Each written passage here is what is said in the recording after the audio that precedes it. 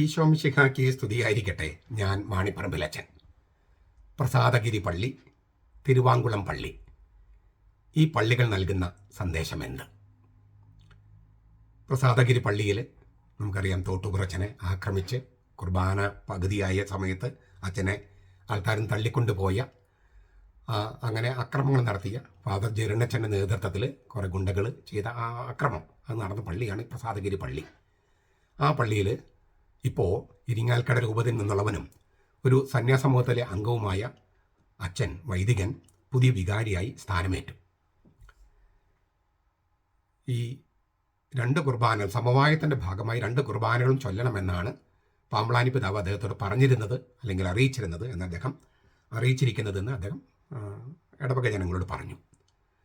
അതനുസരിച്ച് 2 കുർബാനകളിൽ ഒന്ന്, അതായത് ഏത് കുർബാനയാണ് ഈ ജനാഭിമുഖം വേണ്ടത്, ഏത് കുർബാനയാണ് സഭയുടെ കുർബാന വേണ്ടത്, അങ്ങനെ തീരുമാനിക്കണം. ഈ സഭ ഇല്ലിസിറ്റ്, അതായത് നിയമാനുസൃതമല്ലെന്ന് ഔദ്യോഗികമായി പ്രഖ്യാപിച്ച കുർബാന, അത് സമവായത്തിൻ്റെ ഭാഗമായി ചൊല്ലണമെന്നാണ് പറയണേ. നമുക്ക് മനസ്സിലാക്കാത്തൊരു കാര്യമാണ്, എന്നാലും പിതാവ് അങ്ങനെ പറഞ്ഞിരിക്കുന്നു. അപ്പോൾ സ്വാഭാവികമായിട്ടും അത് ഈ ചർച്ച ചെയ്ത് തീരുമാനിക്കാനായിട്ട് യോഗം കൂടി. അപ്പോൾ ആദ്യത്തെ കുർബാന തന്നെ ഇല്ലിസിറ്റ് കുർബാന, അതായത് ജനാഭിമുഖ കുർബാന വേണമെന്ന് ഈ സ്വതന്ത്ര സഭ ഉണ്ടാക്കാൻ നടക്കുന്ന ആളുകളുണ്ടല്ലോ, അവരിൽ 2 പേരേ ഉള്ളൂ അവിടെ. ആ 2 പേര് വളരെ പിടിവാശിയോടെ സംസാരിച്ചു. അതായത് ഈ ജനാഭിമുഖം സഭ ഇല്ലിസിറ്റ് എന്ന് പ്രഖ്യാപിച്ച, നിയമാനുസൃതമല്ലെന്ന് പ്രഖ്യാപിച്ച കുർബാന, അതാണ് ആദ്യം വേണ്ടത്. ഈ സുറിയാനി കത്തോലിക്ക സഭ എന്ന സീറോ മലബാർ സഭയിൽപ്പെട്ട ആളുകൾ പറഞ്ഞു, സഭ കൽപ്പിച്ച് നൽകിയ കുർബാന ചൊല്ലിക്കൊണ്ടിരുന്ന സമയത്ത്, ആ കുർബാന എന്നിട്ട് അങ്ങനെ അല്ലേ, ആ കുർബാന നടന്നുകൊണ്ടിരിക്കുന്ന സമയത്താണ് തോട്ടുപുറം അച്ഛനെ ഈ ജരണത്തിൻ്റെ നേതൃത്വത്തിലുള്ള കുറച്ച് ഗുണ്ടകൾ വന്ന് ഇവിടുന്ന് ബലമായി പിടിച്ചെടുക്ക് ഉന്തി തള്ളി കൊണ്ടുപോയത്. അതുകൊണ്ട് സഭയുടെ കുർബാനയാണ് ആദ്യത്തെ കുർബാന വേണ്ടത്. അതിനൊരു പരിഹാരമല്ലെങ്കിൽ പോലും ആ ചൊല്ലിക്കൊണ്ടിരുന്ന കുർബാന അത് പൂർത്തിയാക്കാൻ സാധിച്ചില്ല എങ്കിൽ പോലും സഭയുടെ കുർബാന ചൊല്ലിക്കൊണ്ട് ഒരു നല്ലൊരു ആരംഭം വേണം എന്ന് സുറിയാനി കത്തോലിക്ക സഭയിലെ അംഗങ്ങൾ പറഞ്ഞു.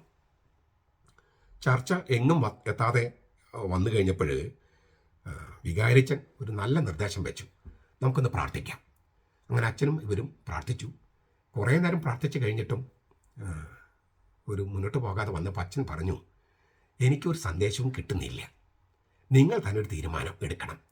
ഞാൻ എന്ത് തീരുമാനിച്ചാലും ഒരു വിഭാഗം എതിരാകും, അത് പ്രശ്നമാകും. അതുകൊണ്ട് നിങ്ങൾ തന്നെ തീരുമാനമെടുക്കണം. അച്ഛൻ ഇത് പറയുമ്പോൾ അച്ഛന് വല്ലാത്തൊരവസ്ഥയിലായിരുന്നു, ഏതാണ്ട് കരച്ചിലിൻ്റെ വക്കിലെത്തിയിരുന്നു. അപ്പോൾ ഈ കത്തോലിക്ക സഭയുടെ കൂടെ നിൽക്കുന്ന, സുറിയാനി കത്തോലിക്ക സഭയുടെ കൂടെ നിൽക്കുന്ന, സീറോ മലബാർ സഭയുടെ കൂടെ നിൽക്കുന്ന മാർപ്പാപ്പയുടെ കീഴിലുള്ള ആളുകൾ, അവർ പരസ്പരം ഒരു ആശയവിനിമയം പെട്ടെന്ന് നടത്തി അവരുടെ മനസ്സ് അവർ പങ്കുവെച്ചു പെട്ടെന്ന് തന്നെ. അതായത് ഈ വിമതരെ ഭരിക്കുന്നതും നയിക്കുന്നതും പിശാചാണ്. മാർപ്പാപ്പയെ ധിക്കരിക്കുമെന്ന് ഇന്നലെയും ആഹ്വാനം ചെയ്ത മുണ്ടാടനാദികളുടെയും മരണക്കിടക്കിൽ കിടക്കുന്ന ഫ്രാൻസിസ് മാർപ്പാപ്പയെ തിരുത്തുമെന്ന് ഇന്നലെ പ്രഖ്യാപിച്ച നരികുളാദികളുടെയും നേതൃത്വത്തിലാണ് ഇവർ നടക്കുന്നത്. അവരെ നയിക്കുന്നത് പിശാചാണ്. പിശാചിനെ താഴാൻ പറ്റുമോ? പിശാചിൻ്റെ നുഖത്തിന് കീഴിലാണ് അവർ സ്വയം അവരെ കഴുത്ത് വെച്ച് കൊടുത്തിരിക്കുന്നത്. അവർക്ക് താഴാൻ കഴിയില്ല. പിശാച് എപ്പോഴെങ്കിലും താഴുമോ? താഴില്ല. നമ്മൾ കർത്താവിൻ്റെ ആളുകളാണ്, കത്തോലിക്ക സഭയിലെ ആളുകളാണ്, മാർപ്പാപ്പയെ അനുസരിക്കുമെന്ന് വാക്ക് കൊടുത്തിട്ടുള്ളവരാണ്. നമുക്ക് താഴാൻ കഴിയൂ. അനുസരണം എന്ന് പറയുന്നൊരു താഴ്മയാണ്. നമുക്ക് താഴാൻ കഴിയൂ. അതിനാൽ നമുക്ക് കിട്ടിയ ഈ വികാരിച്ചനെ നമ്മൾ വിഷമിപ്പിക്കരുത്. അച്ഛനെ ഇന്ന് തന്നെ ഇവിടുന്ന് വിട്ടുപോകേണ്ട ഒരു അവസ്ഥ ഉണ്ടാക്കരുത്. അതിനാൽ നമുക്ക് 2ാമത്തെ കുർബാന മതി എന്ന് അച്ഛനോട് പറയാം. അങ്ങനെ അവർ ഈ സുറിയാനി കത്തോലിക്ക സഭയിലെ അംഗങ്ങൾ വികാരിച്ചനോട് പറഞ്ഞു, അച്ഛനൊരു വല്ലാത്ത പ്രതിസന്ധിയിലാകരുത്. അച്ഛൻ ഇന്ന് തന്നെ ഇവിടുന്ന് പോകേണ്ട ഒരു അവസ്ഥ ഉണ്ടാകരുത്. അവരുടെ വാശി അനുസരിച്ച് ഈ സഭ ഇല്ലിസിറ്റ് എന്ന് പ്രഖ്യാപിച്ച ആ ജനാഭിമുഖ കുർബാന ആദ്യത്തെ ചൊല്ലിക്കൊടുത്തോളൂ. ഞങ്ങളുടെ ഈ സഭയുടെ ലിറ്റർജി, സഭ ഔദ്യോഗികമായിട്ട് അംഗീകരിച്ചു തന്ന ലിറ്റർജി 2ാമത്തേതും മതി. ഞങ്ങൾ പരാജയപ്പെട്ടുവെന്ന് ലോകം മുഴുവൻ അവർ പ്രചരിപ്പിക്കും, പരത്തും. വിമതരത് കൊട്ടിഘോഷിക്കും. ഇത് ഞങ്ങളുടെ മരണമാണ്, ഞങ്ങളുടെ കുരിശ് മരണമാണ്. പക്ഷേ ഞങ്ങളിപ്പോൾ ക്രിസ്തുവിനോടൊപ്പം മരിക്കുന്നത് അവനോടൊപ്പം ഉയർക്കാൻ വേണ്ടിയാണ്. പിശാചനും അവൻ്റെ ആളുകൾക്കും ഉയർപ്പില്ലല്ലോ അച്ചോ. ഞങ്ങളിപ്പോൾ മരിക്കുകയാണ്. കർത്താവ് മരിച്ചതുപോലെ മരിക്കുകയാണ്. ലോകം മുഴുവൻ ഞങ്ങൾ പരാജയപ്പെട്ടു വന്ന് ഞങ്ങളെ നാണം കെടുത്തും. എങ്കിലും ഞങ്ങൾ കർത്താവിനടുത്ത് ഉയർക്കും.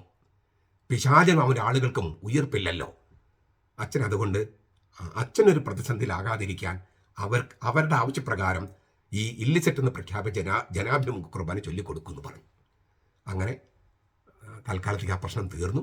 അച്ഛൻ കുർബാനയൊക്കെ ചൊല്ലി.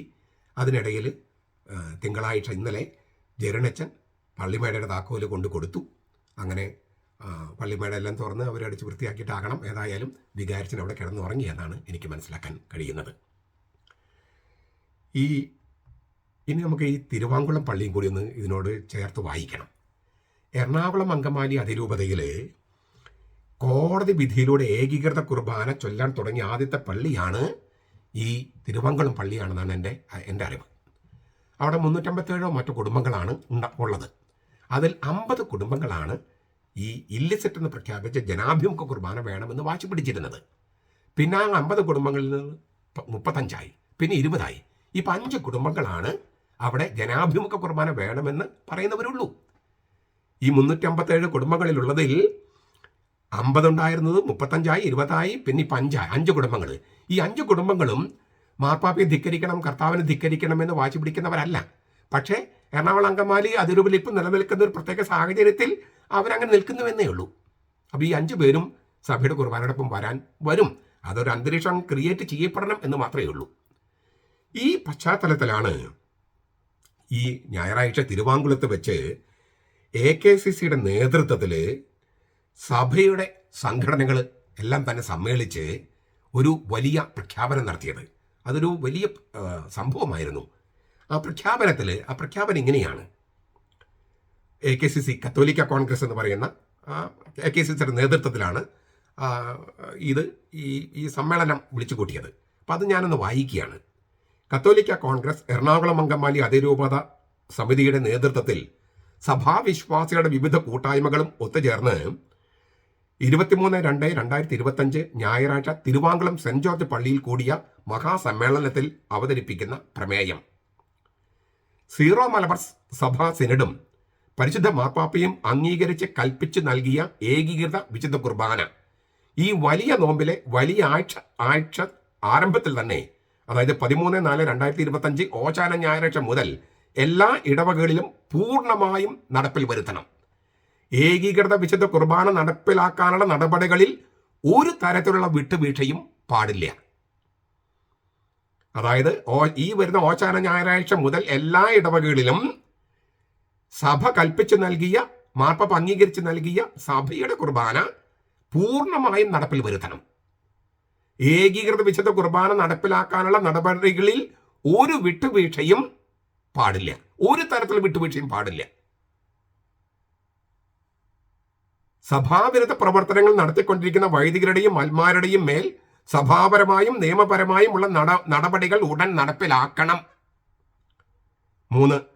സഭാസ്നേഹികളായ വൈദികർക്കും വിശ്വാസികൾക്കും മതിയായ സംരക്ഷണവും പിന്തുണയും സഭാധികാരികൾ നൽകണമെന്നും ഈ സമ്മേളനം സീറോ മലബാർ സഭ മേജർ ആർച്ച് ബിഷപ്പ് അഭിവന്ദൻ മാർ റാഫേൽ തട്ടിൽ പിതാവിനോടും മേജർ ആർച്ച് ബിഷപ്പിന്റെ വികാരി മാർ ജോസഫ് പാംപ്ലാനി പിതാവിനോടും കൂയായോടും ശക്തമായി ആവശ്യപ്പെടുന്നു.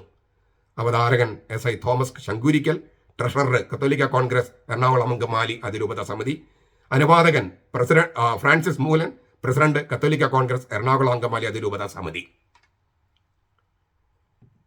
എന്ത് പാഠമാണ് നമ്മൾ ഈ പറഞ്ഞ 2 പള്ളികളിലെയും അവസ്ഥകൾ ഒന്ന് അപഗ്രഥിച്ചതിൻ്റെ വെളിച്ചത്തിൽ നമ്മൾ പഠിക്കേണ്ടത്, സഭാ നേതൃത്വം പഠിക്കേണ്ടത്? ഞാൻ അധികം വിശദീകരണമില്ലാതെ ഒരു 5-6 കാര്യങ്ങൾ പറയുകയാണ്. 1, രണ്ടും കൽപ്പിച്ചങ്ങ് നിന്നാൽ സഭയുടെ കുർബാന എല്ലാ ഇടവകളിലും നടപ്പിലാകും. രണ്ടും കൽപ്പിച്ചങ്ങ് നിന്നാൽ സഭയുടെ കുർബാന എല്ലാ ഇടവകളിലും നടപ്പിലാകും. എറണാകുളം അങ്കമാലി അതിരൂപതയുടെ ബസിലിക്ക പള്ളിയിൽ അത് ഉടനെ നടപ്പിലാക്കാനുള്ള സകല സാധ്യതയുമുണ്ട്. 2, സഭയുടെ കുർബാനയോട് എതിർപ്പുള്ളവർ തീർത്തും ചെറിയൊരു ശതമാനമാണ്. അതും ഇപ്പോഴത്തെ എറണാകുളം അങ്കമാലി അതിരൂപതയിലെ പ്രത്യേക സാഹചര്യം നിലനിൽക്കുന്നത് കൊണ്ട് ആ സാഹചര്യം മാറുമ്പോൾ ആ എതിർപ്പുള്ളവരുടെ എതിർപ്പും കുറയും. 3, സമവായം എന്ന രണ്ടും ഘട്ട പരിപാടി ഒരു ഇടവകയിലും നടപ്പിലാക്കരുത്.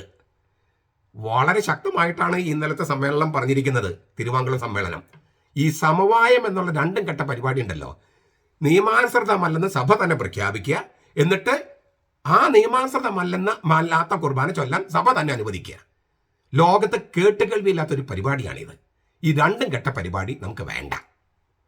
4, സഭയുടെ കീഴിലുള്ള സംഘടനകളെല്ലാം ഉണർന്നിരിക്കുന്നു.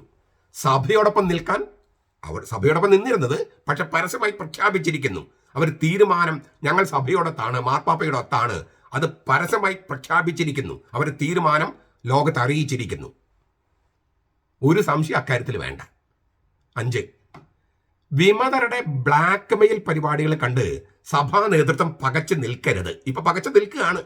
ആ പകച്ചു നിൽക്കൽ അതങ്ങ് വേണ്ടെന്ന് വെക്കണം. പകച്ചു നിൽക്കരുത്.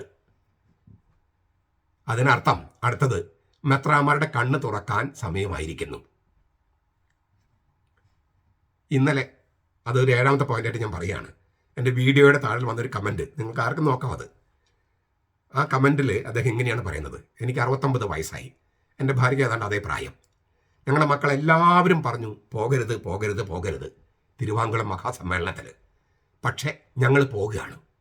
69 വയസ്സായ ഞാനും എൻ്റെ ഭാര്യയും ഈ തിരുവാങ്കുളം സമ്മേളനത്തിന് പോകുകയാണ്. എന്തിനെന്നോ അച്ചോ, മാണിപ്പറമ്പിൽ അച്ചോ, വിമതരെ എതിർക്കാനല്ല. അവർ നേരിട്ടാണല്ലോ സഭയ്ക്കെതിരെ യുദ്ധം ചെയ്യുന്നത്. അവരെതിർക്കാനല്ല, മറിച്ച് സഭയെ പിന്നെയും പിന്നെയും പിന്നിൽ നിന്ന് കുത്തി കുത്തി കുത്തി കൊല്ലാൻ നോക്കുന്ന മെത്രാന്മാരോടുള്ള അമർഷം, രോഷം വ്യക്തമാക്കാൻ. ഇതിൽ കൂടുതൽ എന്തെങ്കിലും ഞാൻ പറയേണ്ടതുണ്ടോ? നമ്മുടെ കർത്താവ് ഈശോ മിശിഹായുടെ കൃപയും പിതാവായ ദൈവത്തിൻ്റെ സ്നേഹവും പരിശുദ്ധാത്മാവിൻ്റെ സഹവാസവും നാം എല്ലാവരോടും കൂടി ഉണ്ടായിരിക്കട്ടെ, ഇപ്പോഴും എപ്പോഴും എന്നേക്കും. ആമേൻ.